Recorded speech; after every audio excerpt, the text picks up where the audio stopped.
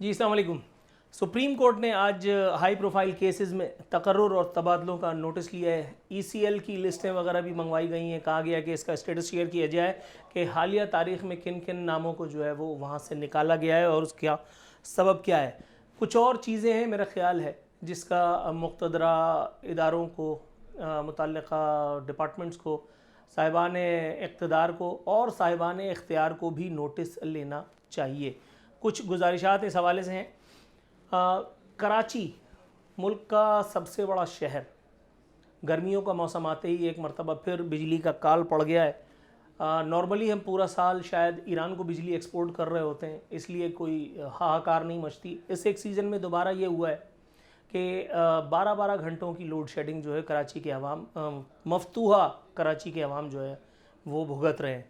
मुतल्लिक़ा इदारे भी मौजूद हैं, नोटिस लेने वाले भी मौजूद हैं, गवर्न करने वाले भी मौजूद हैं, गवर्नमेंट्स को लाने वाले भी मौजूद हैं, उनको भेजने वाले भी मौजूद हैं और उन दोनों के सर पे बैठे जो लोग हैं वो भी मौजूद हैं।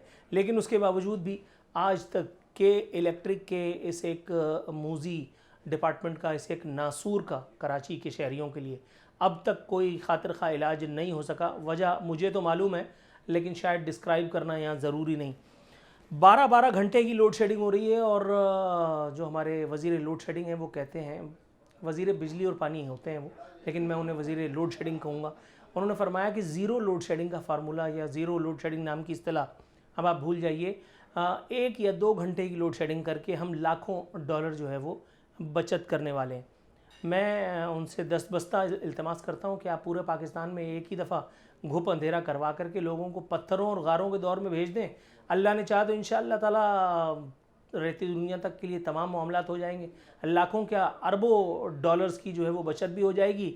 इसी बहाने आपका एजेंडा भी पूरा हो जाएगा, सियासतदानों का ख्वाब भी पूरा हो जाएगा और सियासतदानों के सर पे जो मामे लोग बैठे हैं उनकी हसरत भी पूरी हो जाएगी कि हम पत्थर के दौर में एक मरतबा फिर से पहुँच जाएंगे।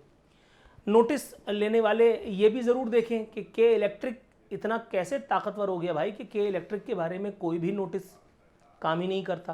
के इलेक्ट्रिक के सीईओ की गिरफ़्तारी की बात होती है और के इलेक्ट्रिक के सीईओ को गिरफ़्तारी से ज़मानत पहले मिल जाती है। ज़मानत तो यहाँ बट रही है, ज़मानत तो यहाँ उसको भी मिल गई थी अल्लाह डिनू को जिसने यहाँ सदर में बम धमाका करवाया। ज़मानत तो यहाँ आम है, ज़मानत उस शख्स को भी मिली है जिसको पुलिस वाले पकड़ करके ले गए थे। हैंडसम ने जलसे में कहा था कि जिसने लाइटिंग प्रॉपर नहीं की, और आपको पता है लाइटिंग प्रॉपर कितनी इंपॉर्टेंट होती है। जितनी लाइटिंग इंपॉर्टेंट होती है उतना कंटेंट नहीं होता। तो वो क्राउड में जो लाइट पीछे तक नहीं जा रही थी, उस एक बात पर जो शहरियार आफरीदी को सलावातें सुनने के लिए मिली थी, शहरियार आफरीदी का गुस्सा इस एक गरीब, इस एक मजबूर पर ज़रूर उतरा। इसका कहना ये है कि ये वो ठेकेदार है कि जिसने लाइटिंग की थी। इसने कहा कि लोड शेडिंग नहीं थी, वहाँ तूफ़ान आया था और तूफ़ान में अगर कुछ खंभे उखड़ गए, कुछ लाइटें बंद हो गई तो उसका क्या किया जा सकता है। बात शायद इसकी साहिब है, लेकिन मसला ये है कि शहरियार आफरीदी को खान साहब से डांट पड़ गई थी और ये अमेरिका और खान साहब के बीच में बेचारा गरीब ठेकेदार आ गया, इसकी गर्दन मारी गई। ये बेचारा सलाखों के पीछे से हमसे बातें कर रहा था। नोटिस लेने वाले शायद एक और मामले की तरफ नोटिस लेना चाहें तो ले सकते हैं, और वो मामला है वीसी उर्दू यूनिवर्सिटी के नोटिफिकेशन के इजरा का मामला।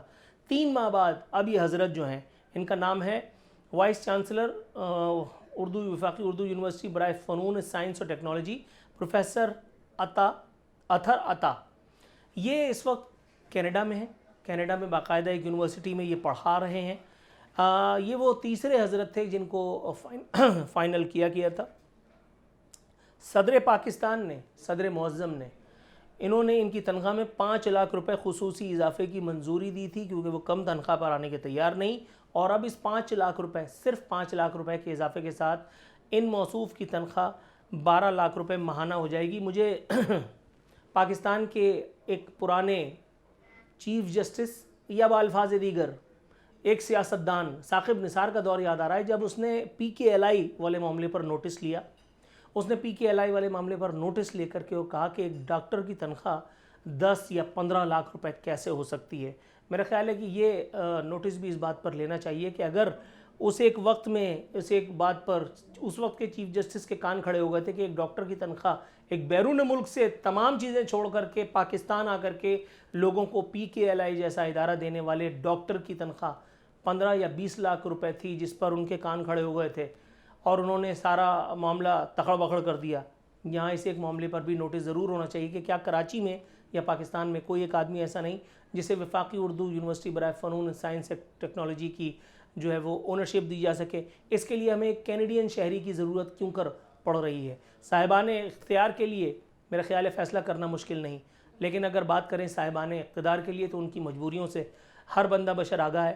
اللہ تعالیٰ اگر اقتدار دے تو اختیار کے ساتھ، ورنہ ہم ویلے ہی ٹھیک ہیں. سبسکرائب کریں اور بیل دبائیں تاکہ کوئی خبر رہ نہ جائے.